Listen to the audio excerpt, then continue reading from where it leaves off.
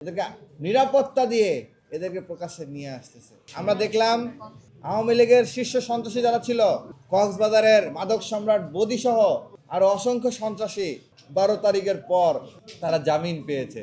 এটা প্রমাণ করে একটি নির্দিষ্ট দল তাদের ক্ষমতাকে টিকিয়ে রাখার জন্য লীগের সাথে সমঝোতা করেছে। মানুষের মাঝে এই প্রশ্ন উঠছে, সেই সমঝোতার ফসলেই তারা ক্ষমতায় আসছে কিনা। 12 তারিখ নির্বাচন হওয়ার পরপরই প্রায় অর্ধশত জায়গায় লীগ কার্যালয় ওপেন করেছে। আমরা মনে করি যে বিএনপি তাদের স্থানীয় নেতারা এদেরকে নিরাপত্তা দিয়ে এদেরকে প্রকাশ্যে নিয়ে আসতেছে।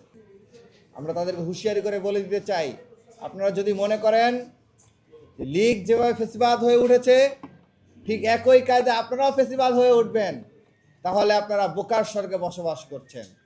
ঢাকা বিশ্ববিদ্যালয়ের শিক্ষার্থীরা তো বটে, জুলাই জনতা বেঁচে থাকতে, এই প্রজন্ম বেঁচে থাকতে, জেনজি জেনারেশন বেঁচে থাকতে আপনাদের এই দুঃস্বপ্ন বাংলাদেশের মাটিতে কখনোই সফল হতে দেওয়া হবে না।